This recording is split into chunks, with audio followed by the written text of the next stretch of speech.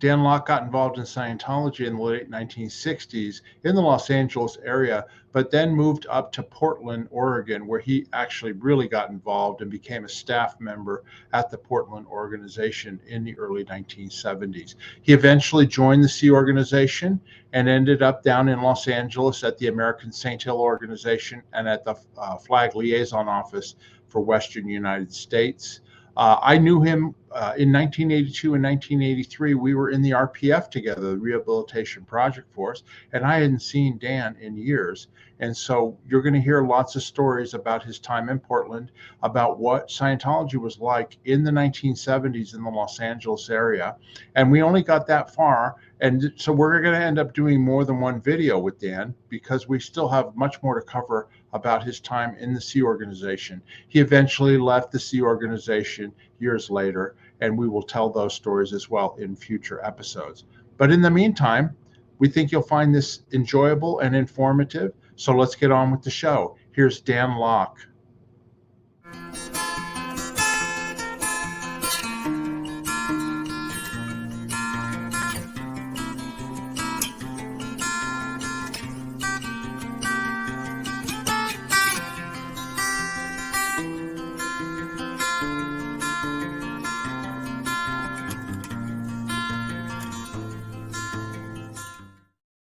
Hi, Janis. How you doing? This is Mark Fisher, and I'm here with Janis, Gillham, Grady. Our channel is Scientology Peeling the Onion, and I want to welcome everybody here to this latest interview. How are you doing today, Janis? I'm good, Mark. Yeah, how are you doing? I'm good. We had fun last week. We had Alex Barnes-Ross, Apostate Alex, in town, and showed him around Las Vegas, and we had a good time. Yeah. Now we're on to other things, and we've got a new guest for us. So anyway, before I start, everybody, please subscribe to our channel if you haven't already. Hit that like button. It really helps us out. Go ahead, Janis. You can introduce. Alex was a fun guest to have. I enjoyed having him around.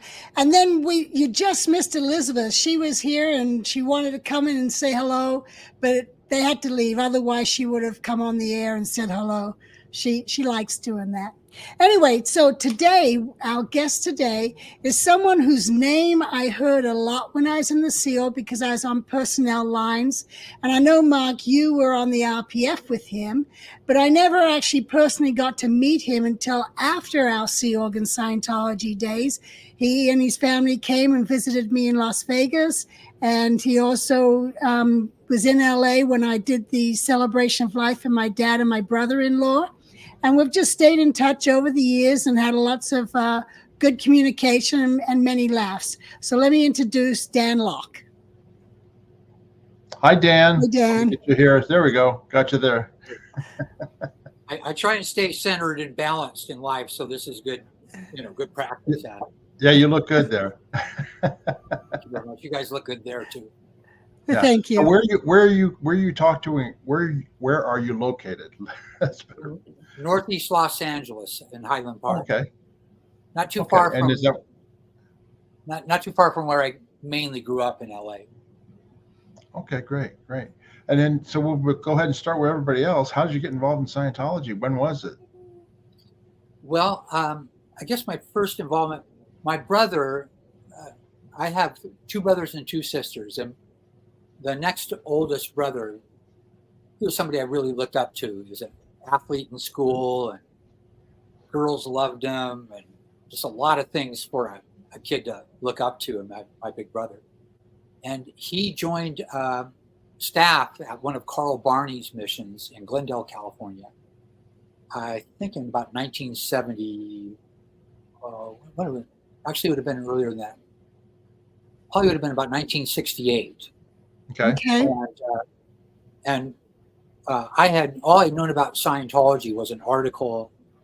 I was an avid reader. I loved to read magazines and popular literature, and we subscribed to the Saturday Evening Post. Many years younger, there was an article called "Have You Ever Been a Boohoo?" After the clam incident and History of Man, running the genetic entity, and it was this article ridiculing Ron Hubbard.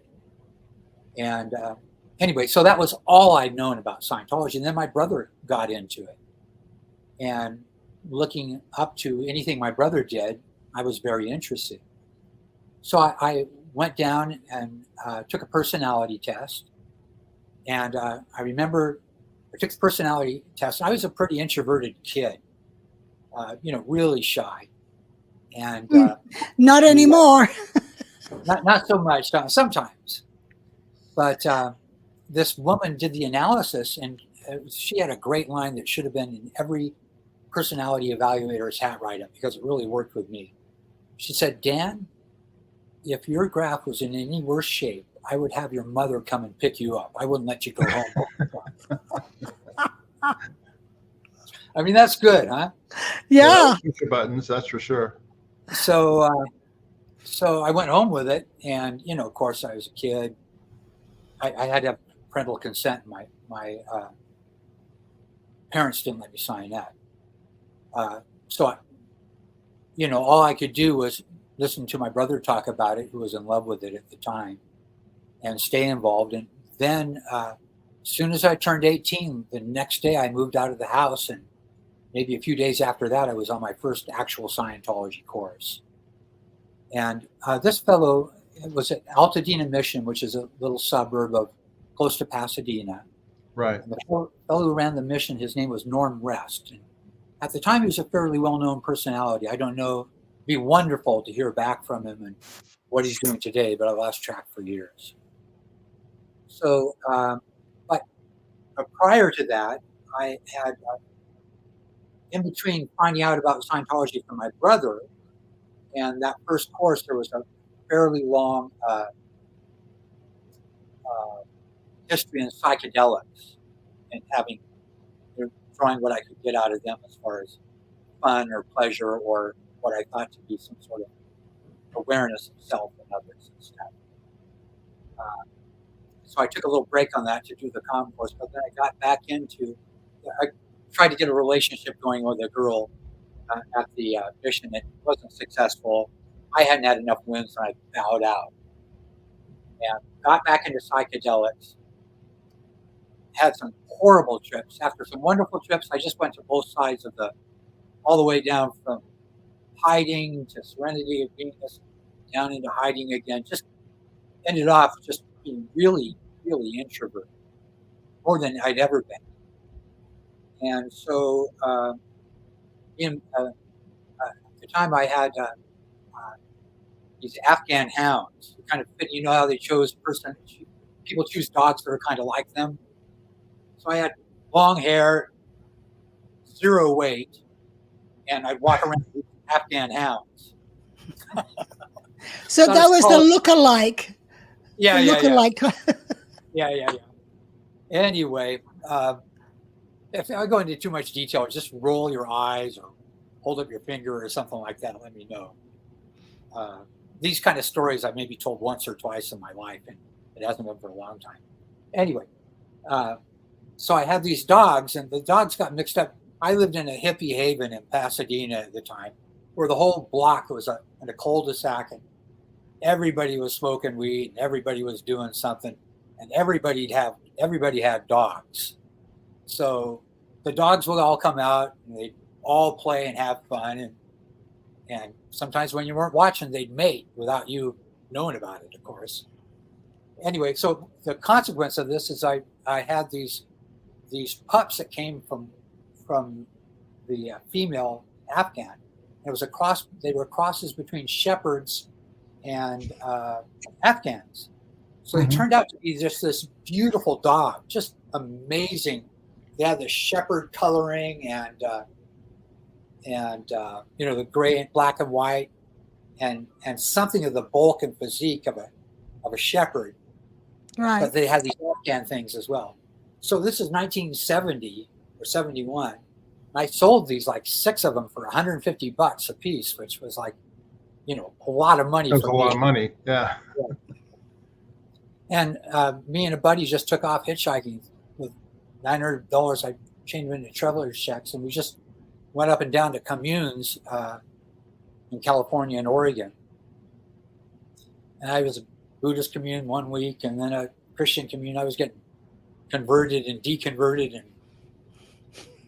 My head wasn't on very straight, but I was trying to fix myself because I was really frightened because I was stuttering and just really introverted.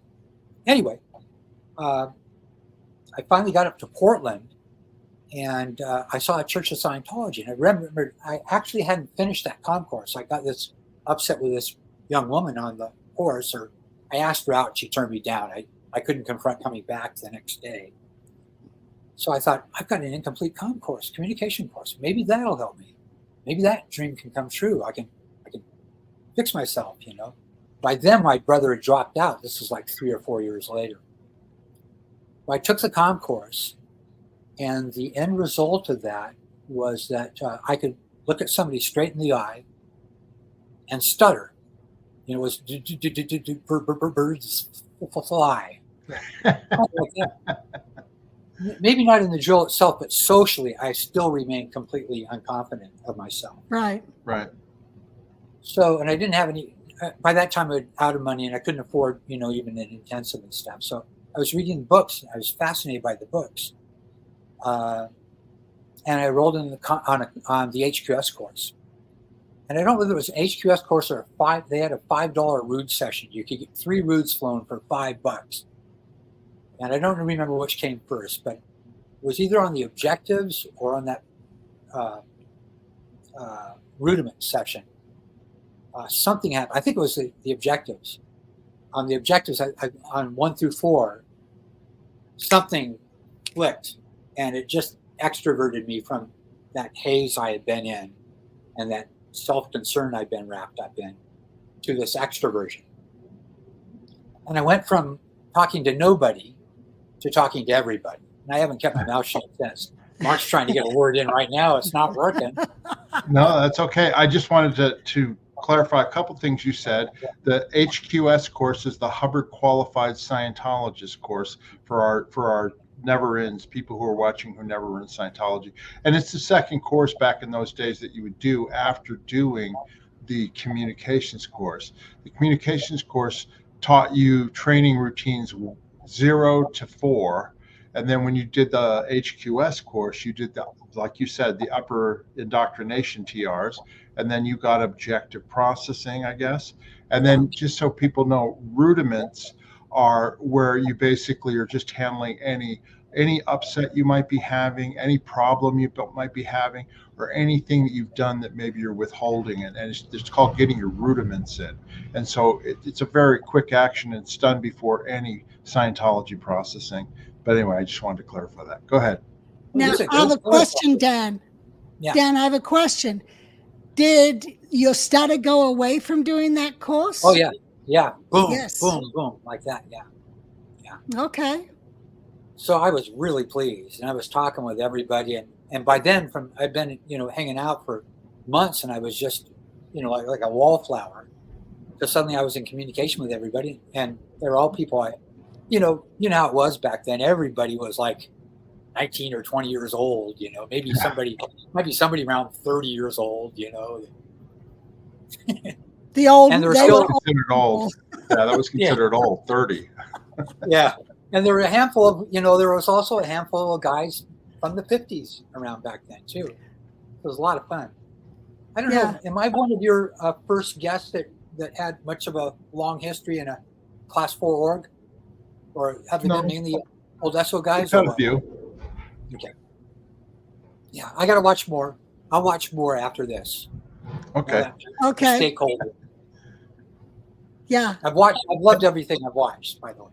So Good. you did your objectives, whatever, and you handled the stuttering problem. So then what happened? Did you then join staff, or did you just get a job and continue paying for courses? And what happened after that? Well, I got on staff. I was a director of income for a while. At Portland Org? Portland Org, yeah. Yeah. And I think it might have been Holly Carlson was on, I know, just recently. I don't know whether it's her mission. There's a variety of missions that came to Portland. And one of them recruited me to join the Sea Org. And I packed up and I went down. I've been living on a staff member's wages I didn't have any money. So I went down to the train and, it's going to hobo it on down there. And, oh boy, those trains, you got to figure that out. You got to be mentored to be a hobo in this day and age, I got on the wrong train, didn't go anywhere, and I couldn't catch up with another one. And finally, it's getting cold. I said, I'm going to go back to New York, and I'll figure out another way to get down there, or talk with somebody who's done this before. But I was a failure as a hobo, Okay. Okay. Let me. Why don't I show the photographs from the Portland staff in those days at Portland, Oregon? Okay, and people can get an idea of what people look like back then. This is in the early 1970s, right? Oh, we were all beautiful, but we were all fuzzy, but we were beautiful. But you look at how full that course room is compared to what you hear is going on today. Yeah, it was pretty cool. This was just we were in a basement of a house, and it was fun. It was a lot of fun. Do you know Roy Sarkovich? Yeah, I remember that name. Yeah, I know the name. Yeah. Yes. He's played that's his first wife over there. And look at the mark. Look at the old e-meter. Yeah. And that's a colorized photo of a gal, just an old timer. And she's still involved a little bit. No, actually, she's left the church. She has. She's remember her name? Against it now, actually. Do you remember her name? Edna Hoffert Lead. Okay. Yeah. This is Joy Archer. She was for a long time in OSA. She's left the church now. Okay. This is Gary DeLeo. I don't know if he's in anymore. And Larry Wright. They're out for a hike. With them is Cece Kruchko Benedict. She's not pictured here, but she used to take a lot of photographs. Another Scientologist, Mark Benedict, AO staff for a while. I recognize that face. Good guy, real funny guy. Gary Bowser to the far left. He's passed away some years ago. Below on the right is Teresa. She's still at the HGB now. Has been there for some time, the supervisor. I don't remember her name, but she and her husband had a child in the Sea Org. He left the Sea Org, and then a few years later, the daughter Blue is like 12 years old or something, managed to find her father. She hasn't seen her mother since. Wow. Yeah, so she's available. They reached out to her, but she doesn't reach back. Who's that in the beard and the dark hair? David Havens. I'd love to track him down. Wonderful guy. One of the most handsome people that ever hit planet Earth. Just draw attention to him. Whenever he walked into him, it was like, wow, But I lost track of him. Steve Tyndall, just another, like the world's full of friendly Scientologists, hoping for the best of it, One of my habits, one of the things I love to do, you see, 50% of Scientology, when Ron talks about wins in Scientology being 50% processing and 50% training, or sometimes I'll lean towards training. For me, it was 50% Scientology and 50% the friends I met. Maybe 90% the people I met, 10% the tech. Yeah, these are all people I would. Go ahead. I always just love the people. They're all so friendly and meaningful. Yes. Who are I'd these go three? out, borrow money just for the opportunity to see any of these people again, if that's what it took. I don't care. It's just wonderful. Who are these three? It's Les Farr, and on the left. After Portland, he had a career in the early 80s with the Sea Org at Asho Foundation. I lost track of him. I put together a little group called Portland Org and Mission Staff from the 70s and 80s. It's still on Facebook. I didn't get a lot of involvement. I got about 15 or 20 members, and Les here posted all the photographs that were there. But I haven't pushed it really hard, but I'd love to meet these people again and find them again and talk with them again. And then in the middle is Jim Chapman, and to the right is Vanya Blotter. I've looked them all up, haven't found them. That's cool. Well, So Dan, you're you're a lot like me, where you just love to reconnect with people. Yeah, I have those white pages, different people finder things, and my usual drill is to first of all, of course, look for people with unusual names, right. and then you generally find that the phone number is no good anymore. And then I have a thing with this thing called send out cards, where you can write a postcard and it'll be sent through the mails of the U.S. mails and arrive as a postcard. I'll send that to their last known address. And so Right. far, I've connected with maybe about 7 old friends that way. I used to do that before the internet, or before the internet was publicly available. In the early 80s, I bought these CDs. Personal computers were out, but the internet had not yet arrived. So I bought these CDs of apparently all the phone numbers in the United States. And then what I do is I'd look through the early HCOBs and PABs and any publication from the 50s, and I look for those unusual names. And I got several people back in communication that way, even a few of them to ASHO for training and processing that have been gone for years. And I tell you, boy, were they shocked to hear me on the phone, because these have been people dropped for years. Yeah. Hold on. I want to make sure I understand this. So this is when you were in Scientology, you did this so that you could find these people? Yeah, it was started in Portland, Oregon, because, back in those days, well, you remember it's pre-internet, pre-email, and that kind of stuff. All right. And Ron always had this emphasis of write letters. Income's directly proportional to the amount of letters sent out. And so we, the org had come up from a mission. It had been there. There had been some Scientology group meetings since the 50s. So the Essential Files had all these old letters and stuff and old correspondence. So I didn't think about getting on the phone. You couldn't reach people. They would, whatever. When there wasn't somebody in front of me as a body reg, I was writing letters on my typewriter. And occasionally I get adventurous when I had a car, and I'd go out and knock on doors and stuff to get people, because people rarely answer the letters. Well, I just want to clarify. So your job at Portland was majorly like a registrar to get people into science, like new people in, or existing people. Hold on, new people coming in, or existing people to come back on court. Existing people, mainly recovery. Yeah, recovery. Yeah, yeah. Well, and just a little bit. I was the director of registration, or the DSEMSEC usually. So then you're one of your main statistics then was gross income, which meant people signing up for auditing or for courses and that type of thing, right? Yeah, and based on that income, that's how the organization paid its staff and all that, right? Yeah. Or didn't pay their staff. Right. Which is very common.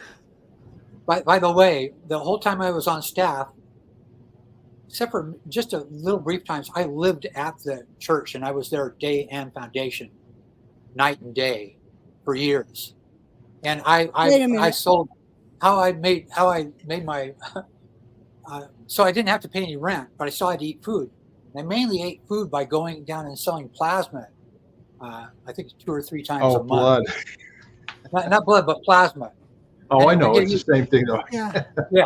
So I'd get like $30-$40 a month, because, there wasn't enough money to even eat on, But you had a bed at the org? Yeah. Yeah. No, couch, sleeping bag, whatever, Okay. Because, yeah. Just roughing it. Another thing I'd like to talk about sometime, if we ever get a chance to, is that when I got there, the Clear America crusade was going on. Do you remember that? Oh, yeah. Yes. The idea was that the arithmetic actually on this works out. Like, at the time, I forgot how many Scientologists they guessed at. Let's say it was 1 million. And the program was every Scientologist should get 1 new Scientologist in a month. Right. And that if that new Scientologist they got in were to follow suit and do what you're doing, and every Scientologist were to do that, then everybody would be into Scientology at like the end of a year. Right. I remember hearing that. Yes. Yeah. So it's like multi-level marketing. so some people really got into it. The more extrovert, capable communicators got into it. They were bringing people in. It was really a neat thing. But for some reason, I never understood why the plug got pulled on it. Enthusiasm, it just dissipated. But that's when I joined staff. I thought, we're going to do this thing a year, you know? Yeah, I don't know what happened to it either. It just kind of fizzled out. Yeah. Yeah. But was that like a Kerry Gleason or Bill Foster campaign out of West US? Yeah. Well, I wasn't aware it was so new to staff at the time. I didn't think to check it out. Yeah. It might be the admin dictionary. I think it was at least West US. Oh, the admin dictionary. Yeah, I don't have that here. Yeah. Yes, Mark. Now, how long were you on staff there in Portland before you joined the Sea Organization? Well, you know, that's part of the thing. I came back from trying to be a hobo, and the ED of the org said, "Oh, I'm so glad I reached you because I heard you're going to go down to join the Sea Org." And I go, "Yeah." And so what? He says, "Well, you should be on staff here." And I go, No. I made a commitment. I'm joining the Sea Org." And he says, "You should stay here." Anyway, so he called down to my recruiter and called down to the FOLO, and they got this okay, believe it or not, for me to stay there. And so I figured at the time, I'd already signed the contract and stuff like that. I figured I'm a Sea Org member, you know, and I dress every day in blue and white, and I had credo of the Sea Org member on the wall and Ron's pictures, and I was there full time. I figured I was there more than the Sea Org guys that were there, the flag rep and the Ulrich Com, you know, that were there on kind of quasi mission. Right. I figured I could at least be as dedicated as those guys are, because I read all this neat stuff about commitment, and you know, when you commit yourself to something, then the doors open and stuff. So I thought half the magic of being a Sea Org member is just the commitment to the aims of the church, you know. So I thought it's really all people had to do was commit themselves to it, and then providence would move too, as is from a famous person's quote, W.H. Auden. You know, boldness has commitment, all the powers of commitment. You know, it's just a solvent to brush away the obstacles. Basically, that was my idea. You know. Now, can I ask you a question? So how old were you when you signed the Sea Org contract, and what was your consideration about the billion years? You know what I mean? Like, did you have any reservations regarding that? Well, I remember telling the recruiter, I said, billion years, that seems like quite a lot. I go, I said, do you have something for half a billion years?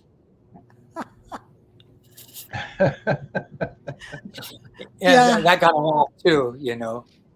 But, you know, by that time I'd ran some track on the rudiments. Believe it or not, on the $5 rudiment session, I ran some track. And by that time I'd read a lot of books, you know, so I was kind of set up for it, you know what I mean? Yeah. When Dan says he ran a lot of track, he's talking about whole track as in past lives. Right. Just to clarify that for people. Yeah. And one of these things was like being in the, you know, the Civil War. I think it was a woman or something like that. There's some indecision as to whether I should go through this institute. We're not supposed to talk about case, but now that we're out, I guess we can. There's an old science. Let me be the information bubble for a time. In Scientology, there was a whole thing, although people in session getting auditing would often think about or consider or believe they were recalling some past life recollection. The only person we were supposed to talk about it with was our auditor. In a social setting such as what Mark and Janis and I are having right now would ordinarily be forbidden. But now that we're out, we can do this, I guess, you know. Well, I don't remember that being forbidden. People talked about it all the time. It was just when you're on power processing, grade 505A, you had to wear a tag saying, I'm on power processing. Do not ask me any questions about my case. But otherwise, I always heard people talking about their case and past lives. I mean, there was like probably 100 Queen Elizabeths and then probably 1,000 Cleopatras. Well, in my little environment in Portland, part of what moves Scientology on, at least in Class 4 orgs, is not just policy and stuff. There's a kind of unwritten code of, I think, the people that were leaders there in the past and who had set the initial postulates. Because in Portland, you wouldn't dream about talking about your case or. No, I was just going to say, Dan, so how did you get your auditing as a staff member? Did you get student auditing where, where you would be the person getting auditing from a student auditor, or did they have staff auditors, or how did that happen? Well, after the introductory courses in those days, the first course was a Hubbard Standard Dynetics course. Right. And I did that as a staff member, and I co-audited hundreds of hours of Dynetics. And a co-audit, you auditing another student. You both are auditing each other. Got it. Yeah. The main guy I co-audited with later became Flag land-based crew. I don't think he was ever on the ship. A fellow by the name of Mike Curley. Did you know him by any chance? Yeah, I know the name. I know the name. Yeah. Kehrli. He was in the landlord's office, and Right. His wife was the senior CS at Flag for some time, if I understand correctly. Anyway, he and I co-audited all the way to clear, all the way, I think we started in 73, maybe not with him solely. There had a few co-audits, then all the way up into the later 70s when Dynetic Clear came out, and we both realized that one of those big wins just might have been going clear, So you did your grades, your grades 0 to 4, also in Portland? No, I did Dynetics, and then I also, because there was a staff auditing requirement, and I really pushed for it, process S2, from where could you communicate to a victim, from where could a victim communicate to you, from where could, I guess, victims talk to other victims. I don't remember third flow, but that was it was a staff auditing requirement because it was supposed to diminish or expel, confusion, develop traffic, things not going, orderly fashion. So that and 3 S&Ds, which I also pleaded for, that was the only auditing I had other than Dynetics. 3 S&Ds being a process to get rid of unrecognized suppression, oftentimes tracked suppression. Oftentimes, right. S&D is search and discovery, which you do on the e-meter. You're searching and then you're discovering what it is that's reading. Yeah. And so the only auditing I had up there was co-auditing, and then occasionally I get in trouble. I think I had a few different IT rundowns, as was interiorization rundowns. Maybe I should, when I hit these kind of things, just give I got some other processing instead of having to explain it. That's fine. So I had just repair type processing when things got wrong. I would do that. And then I ended up, I think I had 300 folders when I left the Sea Org in 2004. Wow. And of those, I think 12 folders were Dynetics, from Portland. And all the other folders were sec checks, literally hundreds and hundreds and hundreds and hundreds and hundreds and hundreds and hundreds and hundreds of hours of sec checks. How far up the grade chart did you get? Did you get on your OT levels, or where did you get? No, I with didn't. That many PC folders, you didn't get up the upper levels because they just kept sec checking you. Yeah. Amazing. Wow. At one time, there was also, that was partly the circumstance. Nobody at Asheville got any auditing. That just rarely happened. There were in kind of strange circumstances where the entire time I was there, usually we didn't get paid. There were years where we didn't get paid anything. Yeah. People talk about $50 a week. there were years where we didn't get anything, and a Dan, good let's pay go back. Right, Sorry, right. Dan, let's go back to, okay, when did you finally end up, because you eventually ended up in the Sea Org, not in Portland, right? So where did you go? Well, what happened? I signed the Sea Org contract, and then somebody made it clear to me somewhere along the line that you're not actually validly a Sea Org member until you do the EPF, the States Project Force, that our little boot camp, if you will. And so what happened is it's a kind of interesting story. I got very ill. I guess I got maybe just that thing of not really eating well and kind of, because I was really poor diet, kind of starving myself along. And also there was a lot of heat and pressure. When the price increases went up, demand on staff members also went up. And in 1978, there was a 5% per month increase in prices, which for the orgs that were in pretty good shape, it was okay. It was a stimulus. People that had a little bit of money would go, "Oh, I better buy now," and then they would pay. So for few months, our income went up, but it didn't last very long. It lasted, but yet the price increases went on for 2 or 3 years before there was any pause. Right. What happened? I know this didn't only happen in Portland; it happened in a lot of Class 4 orgs, and it was eventually what precipitated the mission. We could talk about mission some other time. But what happened in orgs like Portland org is it just killed us. People stopped buying services because we weren't an affluent community. Oregon was kind of like a lower economy, and right. We had everybody was blue collar there. Literally nobody could afford to buy anything. And yet the pressure was on me high. Sea Org mission came in, found me to be the WHO of the organization. Anyway, I got really sick.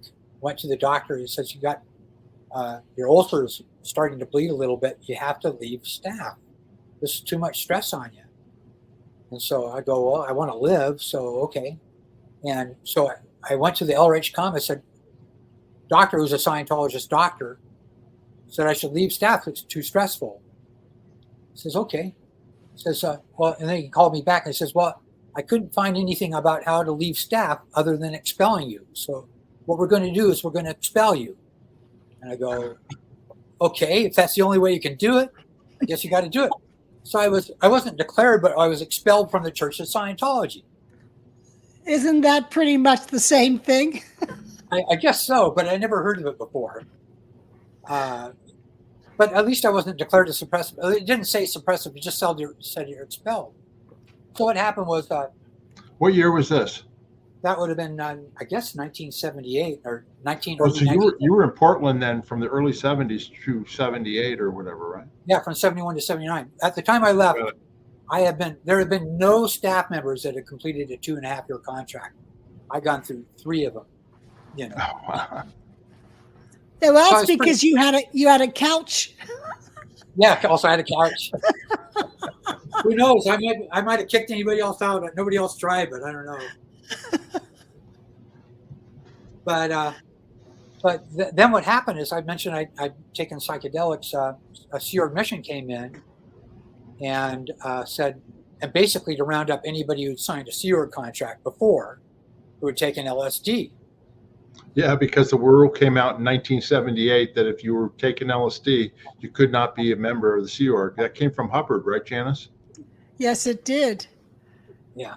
Yes, that's when he started his research on the sweat out program, which then turned into the purification rundown, because he decided that the acid stayed in the body and you needed to sweat it out and get it out of the cells.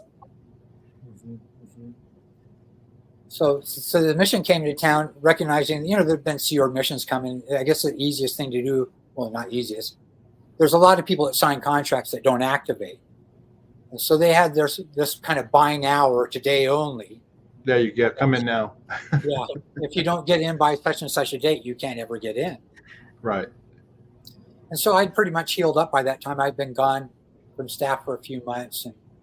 I said, okay. So I got down there. I actually got down there about a half an hour too late because nobody was there to pick me up at the airport. I had to figure out how to get from the airport to the base. And by the time I got there, it was a half an hour late. I always thought that maybe later on I could use it as an out if times got And tough. where's this? Where was this? You mean down to Los Angeles? Yeah, to the Polo. Oh, to the Folo West US in Los Angeles. Yeah. Yeah. See, if you had arrived at 1:30 in the afternoon on Thursday, they would have picked you up at the airport to get you there by 2 o'clock. Yeah. I don't remember what day it was. Hey, Dan, when you reported for duty at the Folo West US, was that when it was in the Hollywood Test Center down on Hollywood Boulevard? Let's see.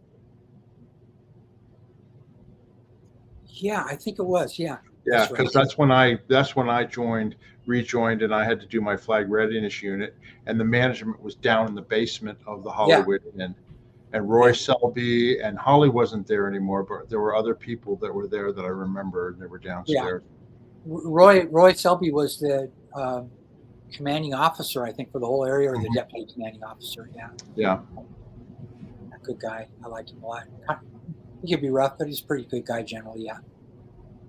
And by the way, in between, in 1973, the Guardian's office had a thing where every org had to send somebody down to do a big course called the Hubbard Ethics and Justice Specialist course, which was a big, I think about 12-pack thing of just every justice thing. It was a huge course. And it had as a prerequisite the primary rundown. And the primary rundown, for the listeners, was a course. Ron had issued a series of tapes called the study tapes, which taught Scientologists the basics of Ron's information on how to be a better student. And a big idea in Scientology is to thoroughly understand the definitions of words. So what would happen is there's 8 tapes, if I recall correctly, and each tape was transcribed, and every single word in that tape was put in alphabetical order. And then you would grab a dictionary, you'd have a twin, and you'd read all the definitions, read each definition one at a time, give the definition in your own words, and then use it in a variety of sentences until you felt you had conceptual understanding of that word. So the first word was a, and the second word was probably and the third word was at, know, and all the way down to, I don't know what the last word might have been zebra, if that was in the study tape. And so, and each word, the smaller words, the more definitions there are. Like A has probably got 100 definitions. With these little tiny nuances of different understandings. Anyway, so hold on. What was the end result? Like when you did the primary rundown, what was your certificate? What would it say at the end? It says you're a super literate. That's right. You were super literate. Yeah. My dad did that course. Yeah. I did it. I became Fast Flow, which was similar. Yeah, Fast Flow came out afterwards, but for a while it was a prerequisite for any major training before you could do the academy levels at any rate. It wasn't a stop for me doing the Dynetics course.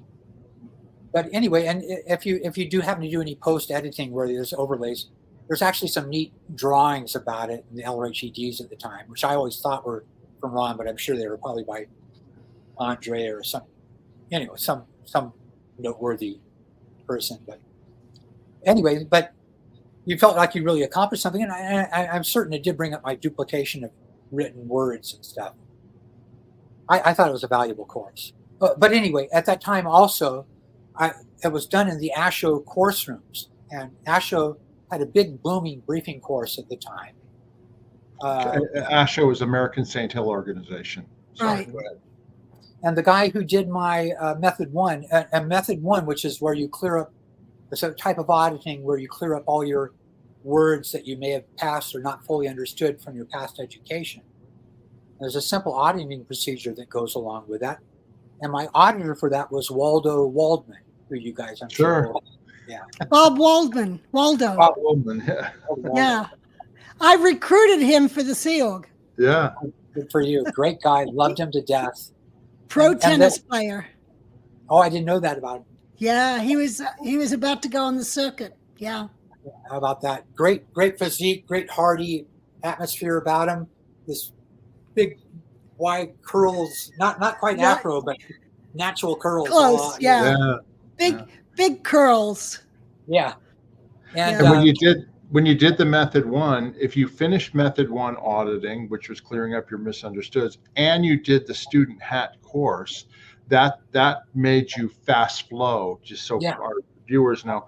And if you were fast flow as a student, if you're doing a Scientology course, you could study and not require somebody checking you out. They used to call what they used to call star rate checkouts, where you would read a Hubbard policy or bulletin, and then you would have another student go through and randomly pick out words and have you give the definitions, and then ask you questions about that policy to make sure that you understood it. And that was called a star rate checkout.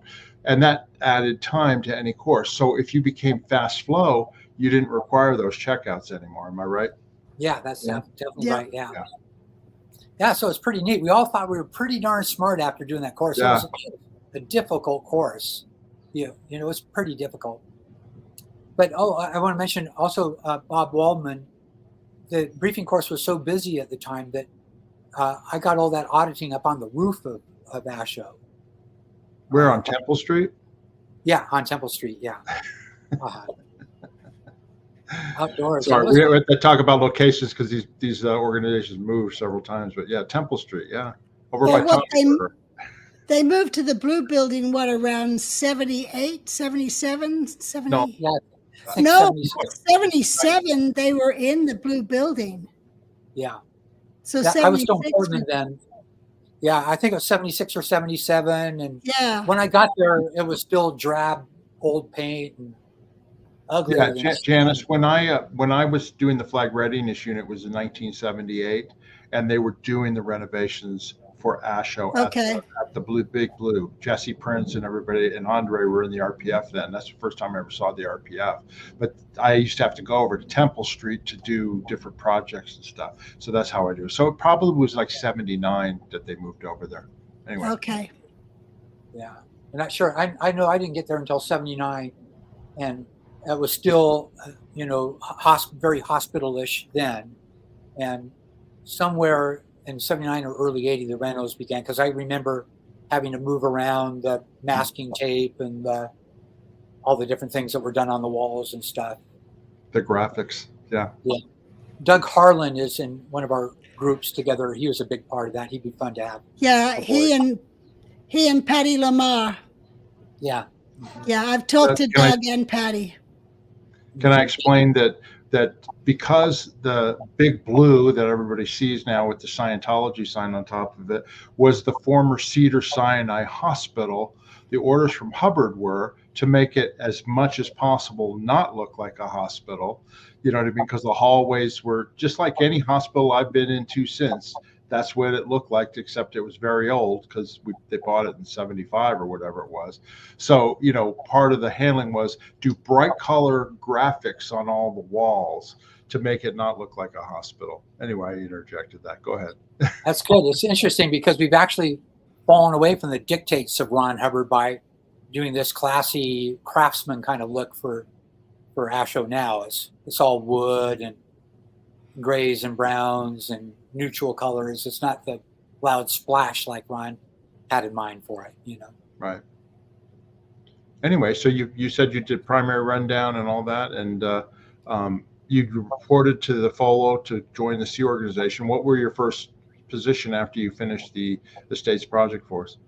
I just want to mention in passing that while there in Los Angeles, it really got me the first look at how big Scientology could be and just how many people were involved in it. Because it was very big then. Hundreds of people on course, and AO was booming. And I would go over to LA Org, and LA Org had this lecturer. His name was Seton Thomas. If anybody was in Scientology in Los Angeles in the early 70s, they would bring people to get into Scientology to Seton Thomas.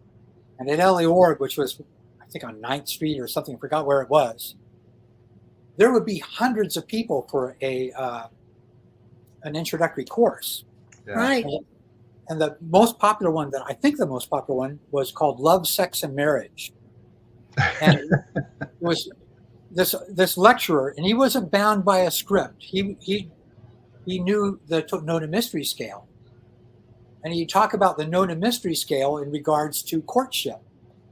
He says, now it's been a little while since I've looked at the Know to Mystery scale, but the bottom of it's mystery, and then above that is eatiness and all this kind of stuff, right? So he talks about, what do? You go on a date. You go up and look at the moon, and isn't it mysterious? And then you go out to eat. You just brought up all this stuff. The audience were all kids, boys and girls. Boys hoping to get laid, girls. I don't know. I haven't talked to them about that much.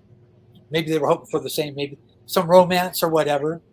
But basically, primarily youth, just interested in how to have a relationship, and just coming out of the Christian ethic of tight morals, and they're not even be thinking that way, let alone giving a lecture about it.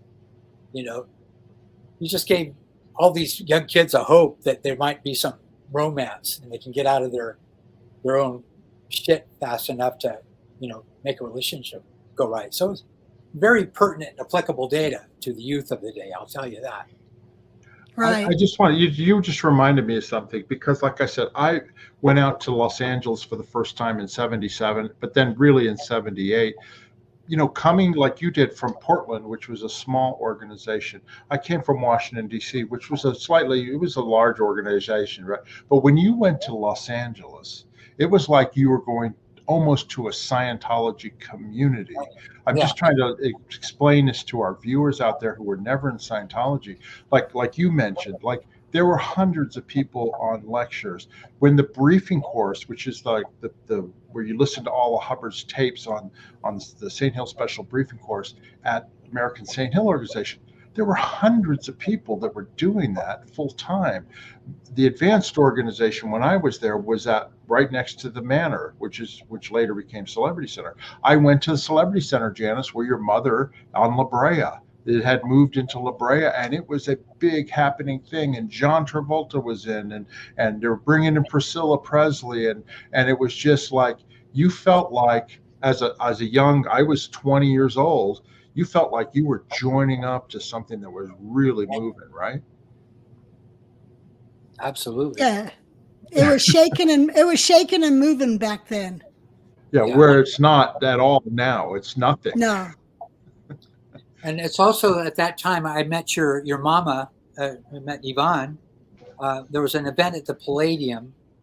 I'm not sure. Yeah. My time track might be missed. My memory might be a little off here.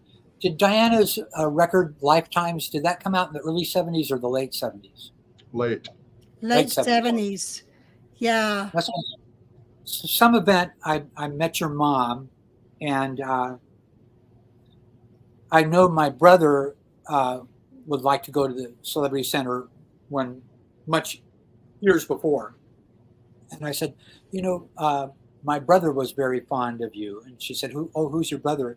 I said, Dave Locke. He used to be like the lecturer at one of Carl Barney's missions. And she said, oh, David, of course I remembered. And even remembered his wife's name. Anyway, and I said, I'm trying to get him back in, but he's being kind of a tough nut on it. She says, well, bring his folders over, and we're just going to look through his folders, and we're going to see what we can do to get him back in.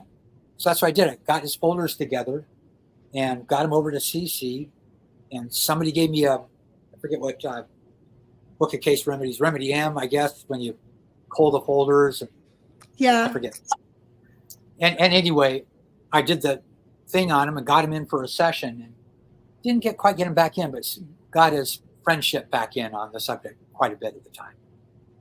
So just another, you've heard a million stories about your mom's care and concern and high regard for people.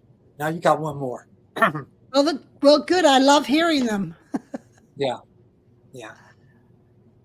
Really. So your first position, were you at the American St. Hill Organization, or where did you go when you got to New York? So then I after being down there as a student, I I came back to Portland and stayed there till 79. Then I was recruited in the Sea Org. I was initially at the Plague Operations Liaison Office, and Paulie talked about that recently. I forgot who was running the show. I guess it might have been Roy Selby. And then I was offered as a trade to ASHO because they knew I had a reg experience. And there I worked under Ruthie Silverman, Doug Nagy, Kenny Shapiro, bunch of nice guys that have been in Scientology for a long Were you time. day or foundation at ASHO? Initially day. Okay, so the CO at that time, was it Carl Carlson? Was it Holly's husband? No, Holly's, he was the ASHO Foundation CEO when I was there in 1973. How about Irene Derman, maybe? Irene Derman or Irene Howie, and then I think she may become Derman while I was there, or maybe afterwards. Anyway, she was the CEO of ASHO Day when I was Got there. it. Right. Yeah. As a student in 73. By 1979, 78 or 79, when I got to ASHO, I think Renee Norton may have been the ED. Yeah, I was going to say. Yeah. That sounds about right. Renee and her husband Larry Norton and Renee Norton were executives at one of the ASHOs. I thought Carl was daytime, but you're right. Maybe he was foundation. Foundation, just for our viewers, that means the evenings and weekends, and then day is the Monday through Friday. They had two separate organizations. Anyway, go ahead. Yeah. And the Day Org CEO at the time, they went through a lot of them. I think Alan Prager may have been the first one. Oh, yeah. Alan Prager, even John Lundeen had been the CEO of that show. Yeah, and then his wife Ellen Prager, I think, was the case supervisor. That's right. If I'm not mistaken. It's funny, I haven't heard those names in years. Yeah. And when I was there in 1973, Dawn Prager was Alan's wife, and she was a reg there. Just full of nice people. Dawn Granger. Oh, and then she got married to Alan Prager and became Dawn Granger Prager. Yeah, I think I remember that. Yeah. So you became a registrar there. You were basically signing people up for the briefing course and for power processing, which was delivered at the St. Hill organization, correct? Yeah. Mm-hmm. Yeah. I heard that's all gone away now. I don't know what ASHO delivers. I heard the St. Hill special briefing course no longer existed. And then with people going Dianetics clear and not doing the grade chart, there's no more power processing. So I don't know. Does anyone know what ASHO does? I could have found that out recently, but I neglected to. I talked with the son of a prominent Scientologist. I'm not going to mention their names right now because takes too long to explain. It's just best not to. That's okay. But anyway, he told me a lot of he just assumed I was still online, so I didn't do anything to, disqualify that idea. But he told me that apparently all the orgs were shut down other than AOs and Plague during the COVID thing, and I guess for quite some time afterwards. I mean, just completely shut down. And even the AOs you had to come in one person at a time, something really restrictive. And he said that 10,000 Scientologists moved from Los Angeles to Plague. To Clearwater. Clearwater. Wow. Clearwater. Yeah. And he said their estimates is that 5,000 remain that had been prior to that Los Angeles public. And that's a lot. Yeah, it's quite a few. Dan, I'm going to give you an assignment. Find out what do they deliver at ASHO nowadays. Yeah. What are the services there? Yeah, I'll try and find out. Yeah. Go undercover. Yeah, right. I wonder. I don't think many people would recognize me. I was thinking about I don't know, maybe dyeing the beard black and wearing sunglasses. Well, Dan, that's a good homework assignment for you because we've reached the end of our show here, right? But I want to just ask you one question, just so our viewers know. You're no longer in Scientology, right? You left the Sea Org at a certain point, right? Yeah, that's a. Yeah. And we'll cover those stories in future videos. But I just want our viewers to know that you're not in Scientology anymore, correct? No, although Well, I get auditing from time to time, and I give That's auditing. fine. That's fine. But you're not yeah. like involved in the Sea organization and that type of No, thing, right? No, he's more of independent field. Okay, that's fine. uh, That's fine. Not a problem. Well, we have lots more to talk to you about, that's for sure, and lots of other stories to get to, and so we really appreciate you coming on, Dan. And then you can, if you have photographs, like you said, send us other photographs of when you were in the Sea Org or anything like that. That's great because we can share them with our viewers. All right. Well, thank you for the Yes. time, and thank you for putting these things on. It's really been a pleasure to listen to you guys talk, and your very gracious interviews for all the Well, people that we're definitely not done with you, Dan. You're going to be on again because I love the talking. We haven't even gotten to, you just joined the Sea Org. I mean, I'm sure there's a lot of stories because you were in long after that we left, and I'm interested in hearing about it, and we can talk about when we were on the Rehabilitation Project Force and lots of other stuff too. Okay, great. Yeah. Excellent. Lots to Okay, look talk forward about. to that too. Okay, great. Thanks, Okay, Dan. great. Dan, we have some business to do before we end off, and don't hang up after we stop the recording because we'll talk on the other side of it. But let me get my computer turned on here. I just wanted to thank our viewers for watching. Please subscribe to our channel if you haven't already. Like I said before, click on that subscribe button. Click on that like button. It really helps us out. If you've got any questions for Dan or for us, you can ask in the comment section down below. We check them all the time, so you're going to get answers, that's for sure. If you feel like supporting our channel, you can buy us a coffee. There's a link in the description down below. Click on it, follow the instructions, and it's really easy to do. And then finally, I'd like to mention, if you would like to become a member of our channel on your laptop or your computer, right next to the subscribe button, there's a join button. Just click on that. There's a video that explains it, and you can decide if you want to join and be a member of our channel. It's just an additional way that you can support us, and we really appreciate everybody that is supporting our channel. Anyway, Janis and Dan, have you got anything else you guys would like to say before we end off? That's great. Dan? Anything you care to say or ask before we end off? That's the way to do it, man. That's it. It's just like at the end of a session. Well, rock slam the like button. Okay. All right, I'll do that. All right, great. Well, until next time, everybody, we'll see you later. Bye-bye. Bye. Bye.